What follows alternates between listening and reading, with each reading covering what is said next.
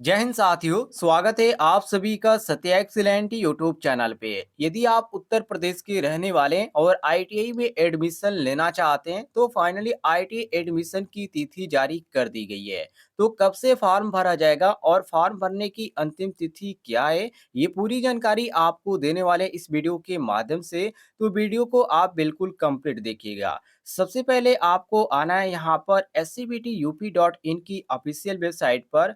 और इस वेबसाइट पे आने के बाद आपको करना क्या है, यहाँ पर आपको एक थ्री डॉट का ऑप्शन दिख रहा होगा। सिंपली आपको इसी ऑप्शन पे क्लिक कर देना है। और जैसे ही साथियों आप इस ऑप्शन पे क्लिक करेंगे, आपके सामने कुछ इस तरह का पेज ओपन हो जाएगा। और यहाँ पर आपको एक ऑप्शन देखने को मिलेगा प्रवेश का। और इसी ऑप्शन पे आप क्लिक कीजिएगा।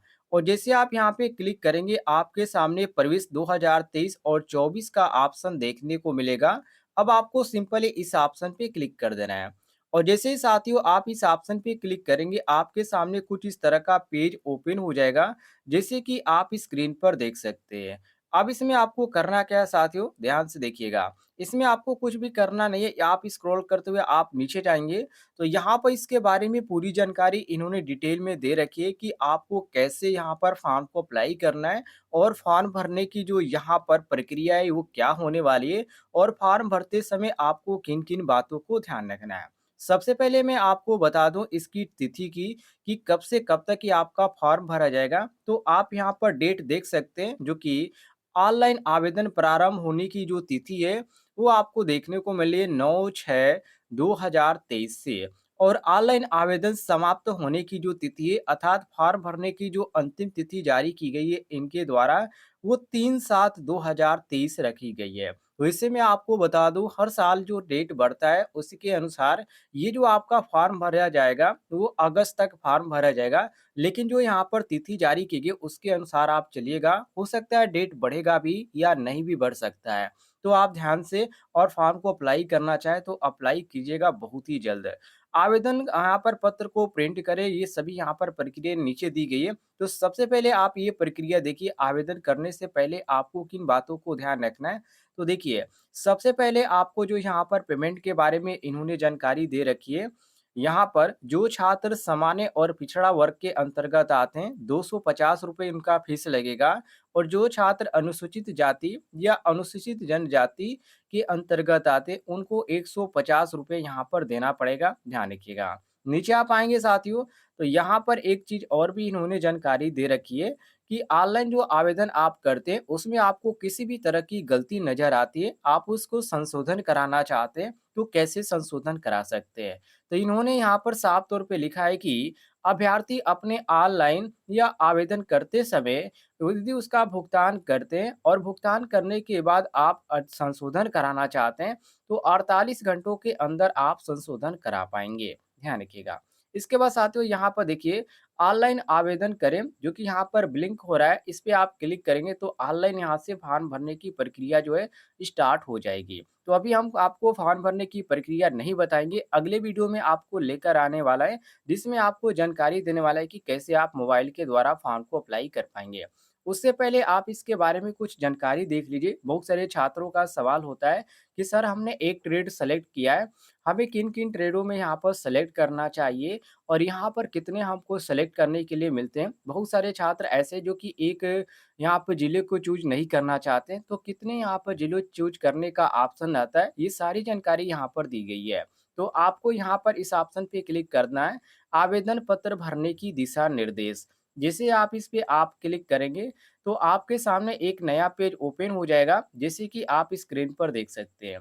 इसमें इसके बारे में पूरी जानकारी दी गई है, जैसे कि आप जो इस फॉर्म को अप्लाई कर पाएँगे, तो ये जो है आप इसमें क कैसे भुगतान कर पाएँगे पेमेंट का, तो debit card, credit card, internet banking, UPI के माध्यम से आप कर सकते हैं। तो ये पेमेंट करने की प्रक्रिया कोई दिक्कत नहीं होगी। अब यहाँ पर ऑनलाइन आवेदन करने की प्रक्रिया आप ध्यान से देख लीजिए और किन-किन बातों को आपको ध्यान रखना है, इसके बारे में भी जानकारी देख लीजिए। तो अभ्यर्थी को ऑनलाइन आवेदन करने के लिए सबसे पहले इसकी जो ऑफ़िशियल वेबसाइट है, जो अभी आप स्क्रीन पर देख रहे हैं, इसी का आपको खोलना है। और यहाँ पर जो एडमिशन आपको लेना है, चाहे आप गवर्नमेंट में लेना चाहते हैं या प्राइवेट में, तो उसी ऑप्शन पे आपको चूज़ करना है।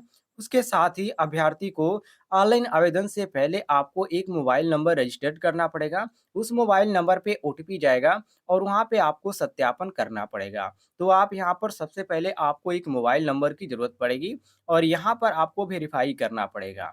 इसके बाद आपको online submission of application for admission for session 2023 से 24 का आपको पूरी प्रक्रिया वहाँ पर फॉर्म भरने में देखने को मिलेगी। जब आप ओटीपी यहाँ पर वेरीफ़ाई कर लेंगे, इसके बाद अगला जो पेज आपका खुलेगा, उसमें आपको जो है यहाँ पर कैसे किया जाएगा, ध्यान से देखिए। अगला जो पेज आपका खुलेगा जिसमें आपसे पूछा जाएगा आपका नाम क्या है?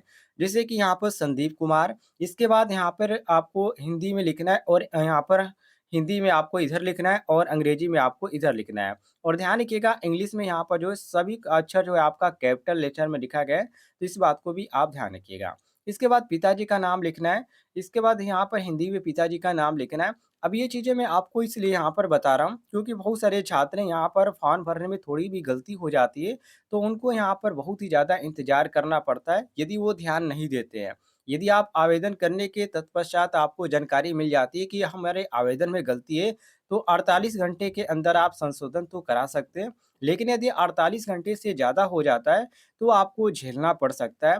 जब तक आपका जो है यहाँ पर ट्रेनिंग वेरिफ़िकेशन का जो है, यहाँ पर आपका अपडेट नहीं आ जाता है, तब तक आपको यहाँ पर गलतियाँ देखने को मिलेगी। लेकिन ट्रेनिंग वेरिफ़िकेशन जब आ जाता है, तो आपको गलतियाँ जो है सुधार करने का मौका मिल जाएगा या आप चाहें तो आवेदन करने तक 48 घंटा के अंदर भी आप संशोधन करा सकते हैं। अब जैसे यहाँ पर मोबाइल नंबर फ़िल किया गया है, आप ध्यान से देखिएगा।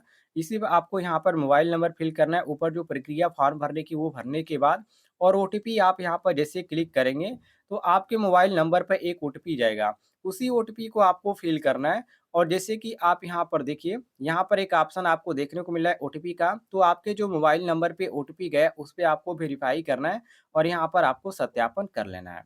अब साथियों आप जैसे नीचे आएँगे यहाँ पर, तो ये यहाँ पर आपको चुनने के लिए ऑप्शन मिलेगा, यही मेन चीज़ है। देखिए, सबसे पहले तो आप क्लियर कर लीजिए कि हम यहाँ पर गवर्नमेंट से आईटीआई करना चाहते हैं या प्राइवेट से। तो प्राइवेट वाले प्राइवेट पे क्लिक कीजिएगा और गवर्नमेंट वाले गवर्नमेंट पे क्लिक कीजिएगा और जो छात्र यहाँ पर कन्फर्म नहीं है कि हमको प्राइवेट भी मिल जाएगा तो चलेगा, या सरकारी भी मिले, मतलब कि यहाँ पर चाहते हैं उनको यहाँ पर खुशी है कि चाहे हमको प्राइवेट मिले या सरकारी मिले, हमको आईटीआई करना ही है। तो यहाँ पर आप तीसरे ऑप्शन पे चूज़ कर सकते हैं, कोई भी दिक्कत नहीं है।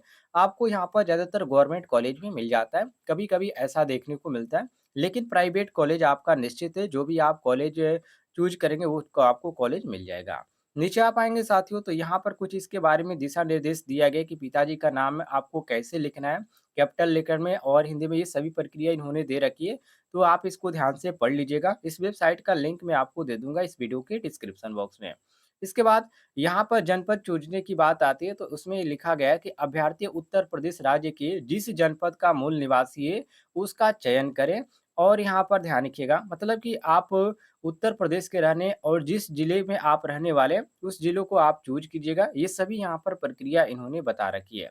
अब यहाँ पर क्वालिफ़िकेशन की बात आती है, तो इसमें जो आपका रखा गया 8वीं पास भी रखा गया, 10वीं पास भी रखा गया और यहाँ पर 10वीं आप उत्तीर्ण हैं और साथ में विज्ञान और गणित के साथ आपने पास किया है, तो ये आपका योग्यता यहाँ पर माँगा गया है।